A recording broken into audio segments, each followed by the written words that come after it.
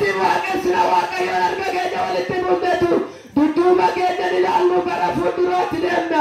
Rakkinneennaa jiraates waaqayyo ba'uuta keenya danda'u wajjin faarsina. Haleluuyaa. Dudduuba keenya ilaallu gara fuulduraatti deemna. Rakkinneennaa jiraates waaqayyo ba'uuta keenya dudduuba keenya ilaallu gara fuulduraatti deemna. Rakkinneennaa jiraates waaqayyo ba'uuta keenya riqicha malee jedheerraa nu fuudhee deemne galaanni. Itti gaafatama keenya nuuf ta'eera gooftanii. Nuti leedana maneerra dinasicha waraqaasa inni galma nu geessise yaagalaatamu maqaasa nuti leedana maneerra dinasicha waraqaasa inni galma nu geessise yaagalaatamu maqaasa nuti leedana maneerra dinasicha waraqaasa inni galma nu geessise yaagalaatamu maqaasa inni galma nu geessise yaagalaatamu maqaasa odiitti yaadi olii gararra yaada nuuf qaba nurraatti raawwachuu qabiin dandeenye jinni waa namaa arraachiraanne galaata baanne yaada fuulasaa olola miti qabaatamaadha tu gargaaruusa olola miti qabaatamaadha nu gargaaruusa olola miti qabaatamaadha tu gargaaruusa olola miti qabaatamaadha nu gargaaruusa olola miti qabaatamaadha nu gargaaruusa nuti leedana maneerra dinasicha waraqaasa inni galma nu geessise yaagalaatamu maqaasa nuti leedana maneerra dinasicha waraqaasa inni galma nu geessise yaagalaatamu maqaasa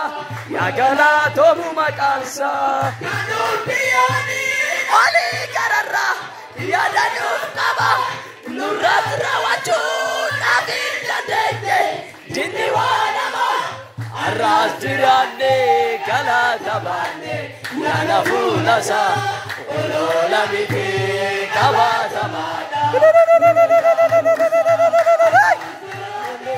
galaata baanne yaada fuulasaa olola miti qabaatamaadha.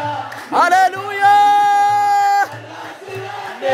Galaata baanne yaada fuulasaa olola miti qabaatamaadha. Nu gargaaruusa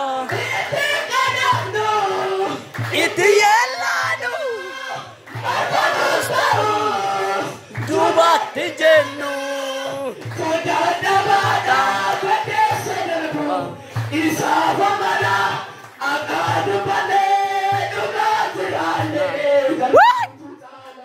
kudhaadhabaadha baddeessa darbu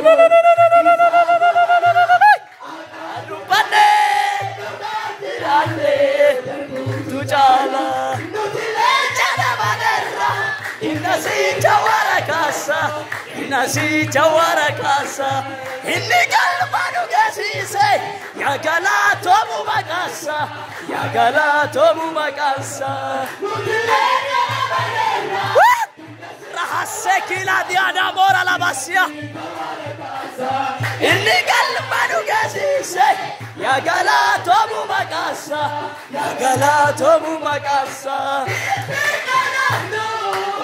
itti yeellaanu afaanus ta'uu duubatti jennu. haala rakkisaa dura kee jiru jedhanii waaqayyo jedhanii haala yaadamnee keessa si dabarsa jedhanii Batta harkatti qabaate harka qabaan jedhe qabi sadiitti marsee qabi. Namni waaqayyo itti darbaa ani garuu waan sagalee keessa koo jiru isinitti hima. Haala rakkisaa dura kee jiru jedhaani. Waaqayyo jedhaani. Bara kana keessa jedhaani. Haala dinqiin keessa si dabarsa jedhaani. Wanta qophaa'e kana jedhaani. Ittiin qabamta otoo hin taane jijjiiramtee keessa dabarta jedhaani. Warri sidii galee ameen jedha. Haaluma rakkisaa keessa moo'ichaan si dabarsa waaqayyo. Haala akkamii keessan jedhe? Itti mi nama si bira? Moo'ichaan dabarta jedhani. Iyesuus gooftaan. Ameen Iyesuus gooftaan. Macaafni qulqulluu keenya macaafa Daani'eel boqonnaa 3 fi boqonnaa 6 kutaa muraasa dubbadheetan sagalee waaqayyo akkuma kanatti fufnaa yeroo gabaabaan fayyadamuu barbaada. Akkas jedha maqaa waaqayyoon nan dubbisa. Sadii boqonnaa 3 irraa kaasee tinbiita Daani'eel ምዕራፍ 3 ቁጥር 3 ጀምሮ አነባለሁ. haaluma rakkisaa sana keessa waaqayyo si dabarsa jedhee dubbadha. Kana irratti warri kutaa biyyaa bulchan, warri mataa kutaa hojii irra jiranii, abboonni biyyaa, warri gorsituunis, warri horii baatan, warri abboonni firdii, warri seera eegsisan, warri kutaa biyyaa keessatti aaboo qaban hundinuu eebba bifa fakkeenyaa Nabukadnezar mootichi dhaabee irratti argamuudhaaf walitti qabaman. Isaan kuni bifa fakkeenya isa Nabukadnezar dhaabes dura hin dhaabbatan. Inni labsii dhageessisus sagalee guddaadhaan itti lallabe. Yaa namoota saba garaagaraa fi gosa garaagaraa taatan, afaan garaagaraas dubbattan dhaga'a. Sagalee fiinoo, faaggaa kiraaraa, maseenqoo, mi'a ribuu qabu kan biraa ulullee sagalee mi'a garaagaraas yeroo dhageessisan bifa fakkeenya warqee irraa hojjetame Nabukadnezar mootichi dhaabee gombifamaatii sagada.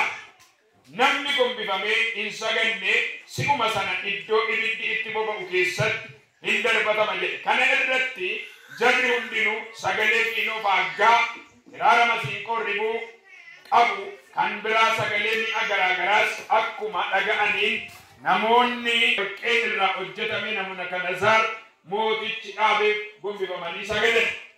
8 yeroodhuma sana warri Kanaadotaa tokko mootichatti dhiyaatanii Yihuudoota keessaa tokko hamadan. Nabukadnezaris yaa mootii bara baraan jiraadhu, yaa mootii ati namni hundinuu sagalee fiinoo faaggaa masiinqoo mi'a ribuu qabu kan biraa sagalee mi'a garaagaraas yommuu dhaga'u bifa fakkeenya warqee irraa hojjetameef gombifamee haa sagadu. Namni gombifamee hin saganne immoo iddoo ibidda boba'u keessatti hin darbatamaa jette abboommii baafteetta.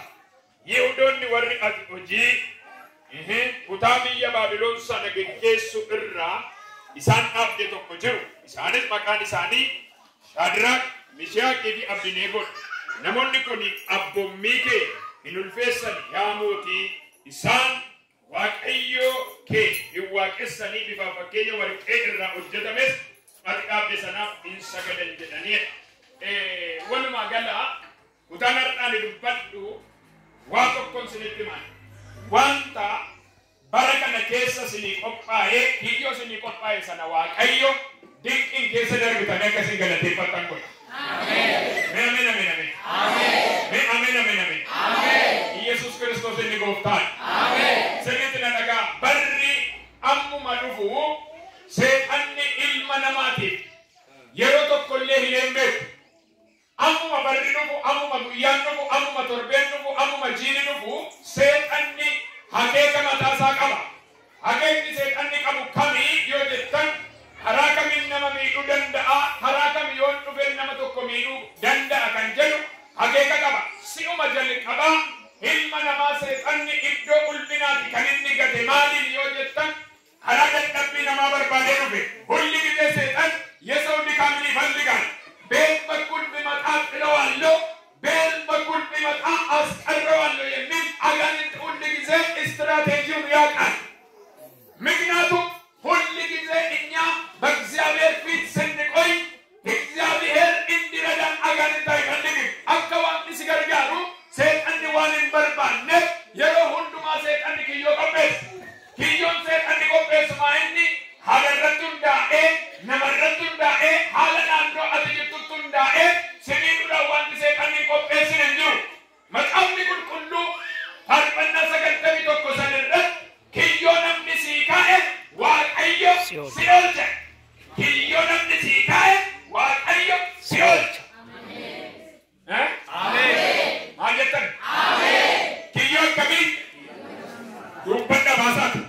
namni siif kaa'e.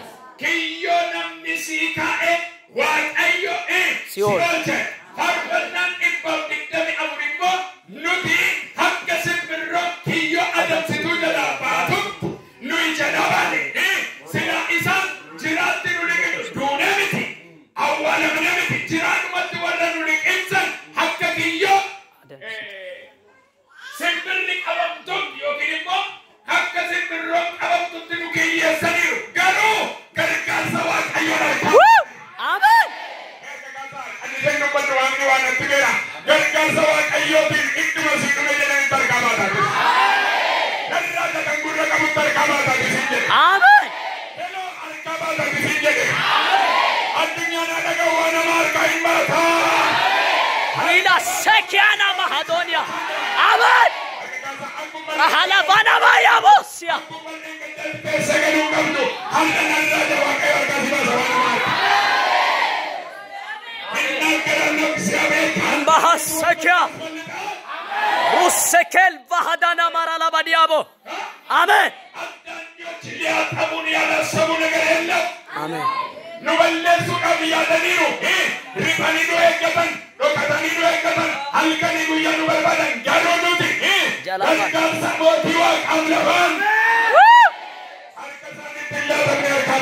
Amen.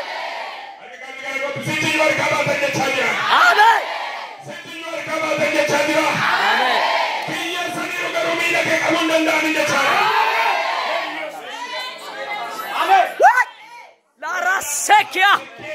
We live in here. Amen.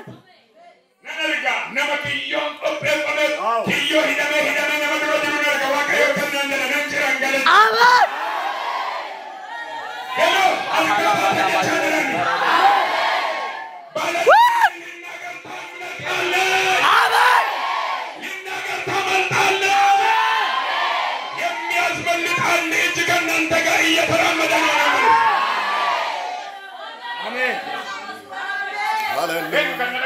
Ana. Eye. Amen. Amen. Amen. Amen. Amen. Dia seya hadiabo ulfadda pura waaqayyo. Amen. Wili sakia dana mahadala bana marala badiabo. Amen. Seetan diga yeroo hundumaa karoora qaba. Maaliif? Balleessuudhaaf, maseensuudhaaf, kalattambisuudhaaf, hanqisuudhaaf. Igara sikledi baniabos. Amen, amen. Sa'umsi barbaade እግዚአብሔር የክብር ቦታ ነው ያስቀመጠው ሰው። Waaqni nama iddoo galiitti hin jaallatu. Waaqni nama iddoo salphinaatti hin jaallatu. Waaqni nama iddoo ulfina keenyaan seexanni dhufe akkas jedhe. Iddoon kun bara iddoo sirrii miti isiniin jedhe. Achi keessaa gadi baase. Har'as namoota baay'ee nan arga boolla qotamee jiru waaqayyo irra hin ceesisan jedha. Amen. Garraa jabiyya kanatti boolla qotame siin ceesisa jedha waaqayyo. Waaqayyo manna ceesise wajjin hin cee wali jettara. Lara silevenia. Amen. Bahala Dania.